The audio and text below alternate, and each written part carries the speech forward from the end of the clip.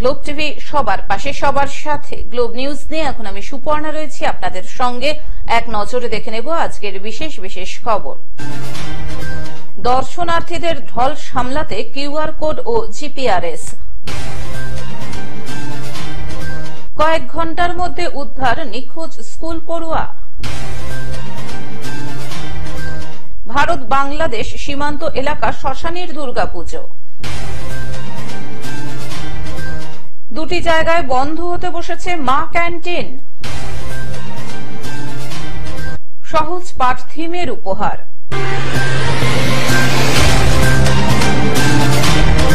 আসছে বিস্তারিত খবরে। দর্শনার্থীদের ঢল সামলাতে কিউআর কোড ও জিপিআরএস। উত্তর 24 পরগনার বসিরহাট জেলা পুলিশ অভিনব উদ্যোগ নিল সীমান্ত থেকে সুন্দরবনের 11টি থানার 10টি ব্লকে। এবার প্রায় 1600 দুর্গাপুজো হচ্ছে এই সীমান্ত শহরে। বিশেষ করে মহিলা পুজো উদ্যোক্তারা এগিয়ে এসেছেন এবার দশভুজার আরাধনায়।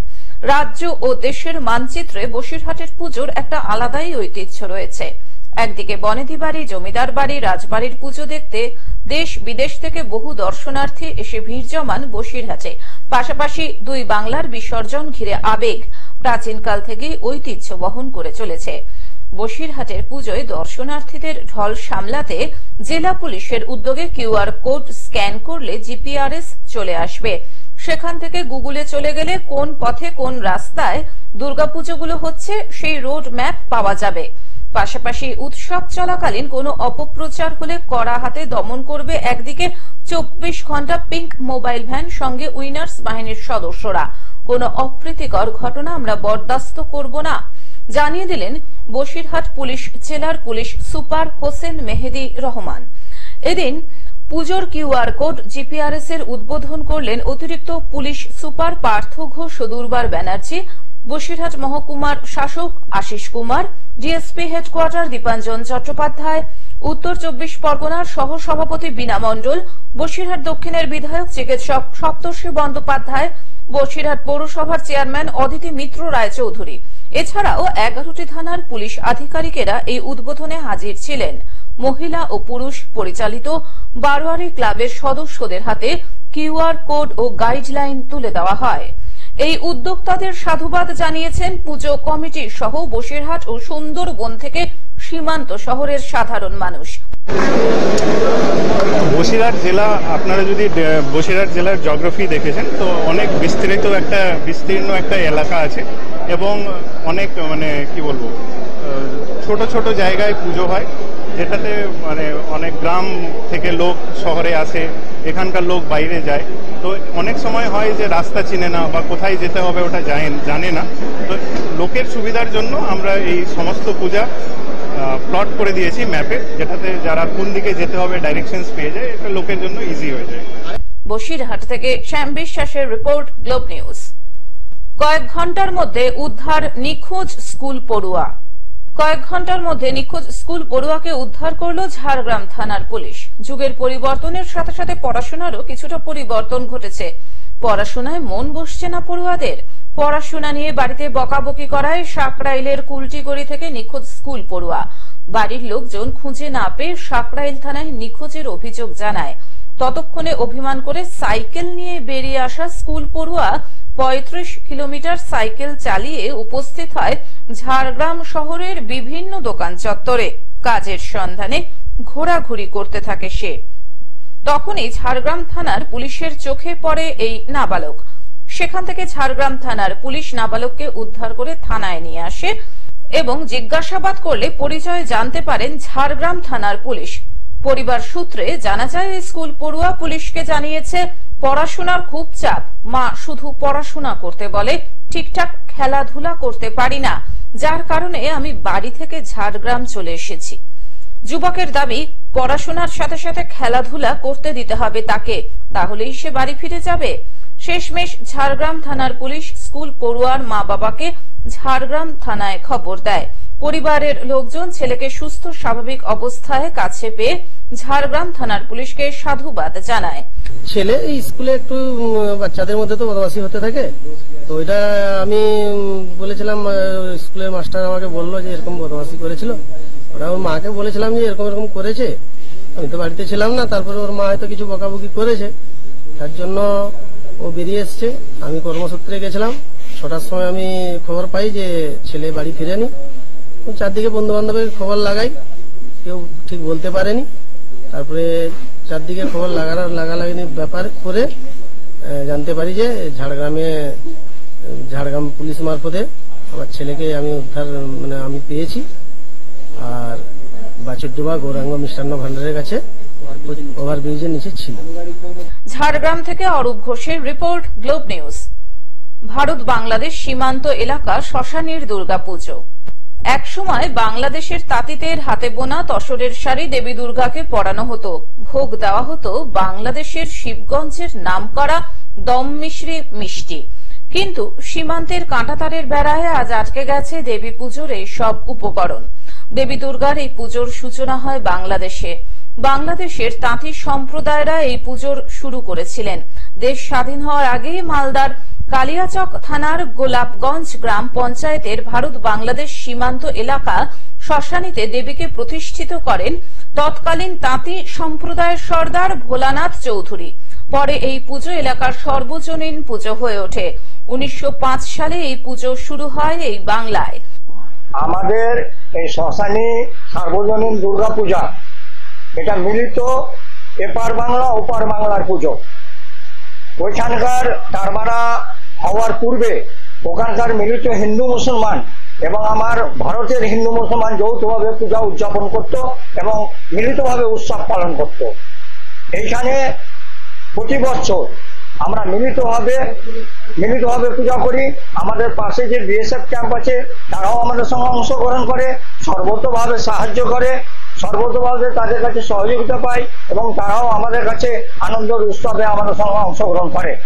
119 বছর ধরে শ্রদ্ধা ও ভক্তি ভরে পূজিত হন দেবী দুর্গা বাংলার এই সীমান্ত এলাকায়। তবে আজ কাঁটাতারের বেড়ায় আটকে গেছে বাংলাদেশের তাঁতিদের হাতে বোনা তসরের শাড়ি ও শিবগঞ্জের নামকরা দম মিশ্রি মিষ্টি। ভারত বাংলাদেশ সীমান্তে অংশগ্রহণ করতেন ওপার বাংলার মানুষেরা। দুর্গাপূজার সময় আসতেন ওপারের বাসিন্দারা। দেবী পুজো মূলত মিলন উৎসবে পরিণত হতো। আজ সেই সব আর নেই, কিন্তু পুজোর আড়ম্বর কমেনি। বাংলাদেশের মিষ্টি না হলেও দেবীকে দেওয়া হয় লুচি ও বোঁদে, দেওয়া হয় খিচুড়ি ভোগও। ভারত বাংলাদেশ সীমান্তের 5 থেকে 6টি গ্রামের মানুষ সেই পুজোকে ঘিরে 4 দিন আনন্দে মেতে ওঠেন।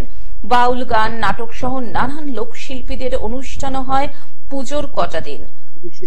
এই পূজা আমাদের 1905 সাল থেকে হয়েছিল। এই পূজা প্রতিষ্ঠিত হয়েছিল আগে অবিভক্ত বাংলাদেশ ভারতবর্ষ। সেই সময় এই পূজা ওই পূজার নামে আমরা এখানে পূজা করি। পুজোর 4 দিন আমাদের লোকাল বাচ্চাদের কচি কাচাদের নিয়ে একটা ছোটখাটো প্রোগ্রাম করি, কুইজ ধরনের। আর অষ্টমী নবমী আমরা এখানে লুচি বুদিয়া যারা উপবাস করেছে তাদের জন্য, এবং নবমীতে খিচুড়ির ভোগ হয়। মালদা থেকে অভিষেক দাসের রিপোর্ট, গ্লোব নিউজ। 2টি জায়গায় বন্ধ হতে বসেছে মা ক্যান্টিন। মা উমার আগমনী বার্তার আবহে যেন বিষাদের ছায়া ওদের চোখে মুখে। ওরা বলতে সাধারণ ছাপোষা গরিব অসহায় মানুষ। মুখ্যমন্ত্রীর স্বপ্নের মা ক্যান্টিন থেকে হাত গুটিয়ে নিল আসানসোল দুর্গাপুর উন্নয়ন পর্ষদ। দুর্গাপুরের 2টি জায়গায় বন্ধ হতে বসেছে মা ক্যান্টিন। আসানসোল দুর্গাপুর উন্নয়ন পর্ষদের এই খামখেয়ালি সিদ্ধান্ত প্রত্যাহারের দাবি জানিয়ে মুখ্যমন্ত্রীকে লিখিত অভিযোগ এক বেসরকারি সংস্থার। কি অবস্থা রয়েছে মা ক্যান্টিন এখন? মা ক্যান্টিন এমনি তো এটা এই মুহূর্তে তো বন্ধ হয়ে গেছে আমাদের ইয়েতে, কারণ এডিডি মানে মা ক্যান্টিন এডিডি চালানোর কাজ হয় যায় উপরে। আমাদের তো আমরা আরবান ডেভেলপমেন্ট ডিপার্টমেন্টের ইয়েদের কাজ করি ডিস্ট্রাকশনে, তা যার জন্য এটা আপাতত বন্ধ হয়ে গেছে এখানে। হ্যাঁ, হতে পারে হয়তো কর্পোরেশন হয়তো চালাতে পারে, আমি জানি। এডিডি মানে এডিডি ডেভেলপমেন্টের কাজ করে, এগুলো মানে আমাদের যে ইনস্ট্রাকশন যেগুলো আপাতত করা যাবে। গরিব মানুষের স্বার্থে মুখ্যমন্ত্রীর এই প্রকল্পকে যখন তখন বন্ধ করা যায় না, কড়া বার্তা জেলা তৃণমূল নেতৃত্বের। বেসরকারি সংস্থার কর্ণধার শান্তনু মুখোপাধ্যায়ের অভিযোগ, আচমকা আসানসোল দুর্গাপুর উন্নয়ন পর্ষদের চেয়ারম্যান কবি দত্ত ফোন করে তাকে জানিয়ে দেন মা ক্যান্টিন বন্ধ করতে হবে। পর্ষদ অফিসে গেলে সেখানেও পর্ষদের 3 আধিকারিক কাজ বন্ধ করার জন্য একই কথা বলেন। করে আমার যে নতুন করে টেন্ডার হয়েছিল, এটা টেন্ডার হওয়ার পর আমি সেই টেন্ডারটার কথা জিজ্ঞেস করতে গেছিলাম এডিডিওতে, যে টেন্ডারটা কি আমি পাবো কিনা সেটা জানি না। আমি এবারে টেন্ডারটা পার্টিসিপেট করেছিলাম। হঠাৎ করে চেয়ারম্যান সাহেব আর এও সাহেব আমাকে বললো যে আর চেয়ারম্যানের যে সিও আছে সিদ্ধার্থবাবু, তিনি এডিডিওর পক্ষ থেকে জানিয়ে দিল মৌখিক ভাবে যে এই প্রকল্প আমরা চালাবো না, এই প্রকল্প আমরা চালাতে চাই না। হ্যাঁ, কিন্তু না কোনো আমাকে চিঠি এসছে, না কোনো আমার কোম্পানির কাছে কোনো মেল এসছে, না কোনো কিছু অফিসিয়ালি ভাবে আমাকে জানিয়েছে। হ্যাঁ, এদিকে বলছে এটা মামাটি মানুষের সরকার, অথচ মামাটি মানুষ সরকার বলছে ডেভেলপমেন্টের কাজ করি, গরিব মানুষের কাছে খাওয়া দাওয়া বন্ধ করেছে। কোনো অফিসিয়ালি চিঠি আসেনি আমার কাছে এবং কোনো ভাবে আমাকে সরকারি ভাবে জানায়নি, আমাকে মৌখিক ভাবে জানানো হয়েছে। এখন বেসরকারি এই সংস্থার কর্ণধার শান্তনু মুখোপাধ্যায়ের প্রশ্ন, যখন আসানসোল দুর্গাপুর উন্নয়ন পর্ষদ সরকারি পোর্টালের মাধ্যমে তাদেরকে টেন্ডার প্রক্রিয়ায় সামিল করেছিল, তাহলে সেই কাজ বন্ধ করার জন্য লিখিত নির্দেশ বা মেল না করে ফোন করে মা ক্যান্টিন আচমকা বন্ধ করার নির্দেশ দিতে গেল কেন পর্ষদ চেয়ারম্যান কবি দত্ত?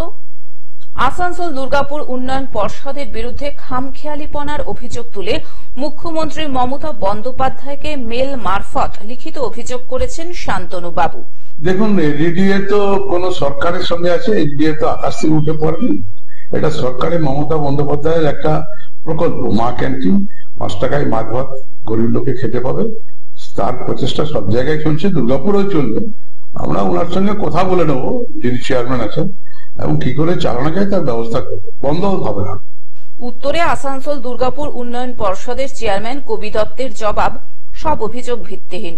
মা ক্যান্টিনের টেন্ডার নিয়ে কিছু জানা নেই তার, তবে পর্ষদের পক্ষে আর মা ক্যান্টিনের তত্ত্বাবধান করা সম্ভব নয়। গরিব মানুষের স্বার্থে মুখ্যমন্ত্রীর স্বপ্নের প্রকল্প এইভাবে বন্ধ করে দেওয়া যায় না। আসানসোল দুর্গাপুর উন্নয়ন পর্ষদকে কড়া বার্তা দিলেন জেলা তৃণমূল কংগ্রেসের সহ সভাপতি উত্তম মুখোপাধ্যায়। প্রয়োজনে তিনি সংস্থার চেয়ারম্যান কবি দত্তের সাথে আলোচনায় বসবেন বলে জানান। অনেক আশা নিয়ে স্বপ্ন নিয়ে করেছিল যে সামনে ভোট আসছে, দুর্গাপুরের মা ক্যান্টিন করে মানুষকে বিভ্রান্তি করবে, মানুষকে ভোট আদায় করবে। আর ভোট পেরোনোর পরেই এই মা ক্যান্টিন বন্ধের মুখে। ঠিক রাহুল গান্ধী বলেছিলেন 1,000 টাকা করে দিয়ে দেওয়া হবে, আর সারা ভারতবর্ষের মানুষ কাঁদছে। তাদের রাজনীতি হচ্ছে ভোটকে লক্ষ্য করে, মানুষকে সুবিধা দেয়, মিথ্যা কথাবার্তা বলে প্রতিশ্রুতি ভোট দেয়, তারপর রাহুল গান্ধী অফিসে ধর্ণা দেয়, তারা পালিয়ে বেড়াচ্ছে। আজকে ঠিক একইভাবে মমতা বন্দ্যোপাধ্যায়, তারই তো সন্তান, সেখানে তৈরি শিখে এসছে সবকিছু। দুর্গাপুর থেকে সুকান্ত বাগদির রিপোর্ট, গ্লোব নিউজ। সহজ পাঠ থিমের উপহার। সহজ পাঠের মাধ্যমে নিয়ে যাবে ছেলেবেলার সেই পুরনো স্মৃতিতে। চলছে তারই জোর কদমের কাজ। শিল্পী এখন সেই কাজেই ব্যস্ত। সহজ পাঠের বইয়ের বিভিন্ন পাতার সেই দৃশ্য এবার নিজের হাতের জাদুতে তুলে ধরলেন শিল্পী পারিজাত রক্ষিত। তিনি দীর্ঘদিন ধরে শিক্ষকতার কাজে যুক্ত। তার হাতের বিভিন্ন কারুকার্যের নতুন রূপ দিতে চলেছেন। জলপাইগুড়ি উদয়ন সংঘের দুর্গাপুজোর অভিনব চমককে বাস্তবায়িত করতে চলেছেন। থার্মোকল ও রং তুলি নিয়েই তিনি সারাদিন ব্যস্ত। সহজপাঠ থিমের এই উপহার জলপাইগুড়িবাসীর কাছে দারুণ প্রশংসা পাবে, এমনটাই মনে করছেন শিল্পী। পুজো মণ্ডপে ঢুকলে সহজপাঠের বিভিন্ন দৃশ্য দেখা যাবে। অ আ ক খ থেকে ছোট খোকা সব দৃশ্যই এখানে তুলে ধরা হয়েছে, যা দর্শনার্থীদের কাছে দারুণ আকর্ষণীয়। তারই এখন শেষ পর্যায়ের কাজ চলছে। পারিজাত বাবু বললেন, সব কাজ প্রায় শেষ। তিনি আরো বলেন, এই ধরনের কাজ করে তিনি খুবই খুশি। সহজপাঠে যত ছবি আছে, যতগুলো ছবি আছে, সেই ছায়া ঘুমটা মুখটানের থেকে আরম্ভ করে একেবারে ছোট খোকা বলে অ আ, সমস্ত ছবিগুলো এখানে ডিসপ্লে হবে। কি করে তৈরি করছেন? আর এগুলো সমস্ত তৈরি হচ্ছে প্লাইয়ের উপরে, একদম অ্যাক্রিলিক কালার দিয়ে। আর যেহেতু স্লেটটা আমাদের জীবন থেকে এখন উঠেই গেছে, স্লেট এখন দেখা যায় না, সবাই ওই একবার হাতে খড়ি দেয়, তারপরে থেকে তো দেখি সবাই খাতায় লেখে। ওই জন্য আমাদের প্যান্ডেলটা একদম স্লেট আকারে রেডি হবে, সমস্ত ব্ল্যাক আর রেড দিয়ে হবে। জলপাইগুড়ি থেকে সায়ন সেনের রিপোর্ট, গ্লোব নিউজ। এখন থেকে গ্লোব টিভি দেখুন আপনার স্মার্টফোনেও। গুগল প্লে স্টোর অথবা অ্যাপল স্টোর থেকে ডাউনলোড করুন গ্লোব টিভি লাইভ অ্যাপ এবং জিও টিভি অ্যাপ। এছাড়াও জিও ফাইবারেও গ্লোব টিভি দেখুন। আজকের মতন গ্লোব নিউজ এখন এই পর্যন্তই। দেখতে থাকুন গ্লোব টিভি, সবার পাশে সবার সাথে। নমস্কার।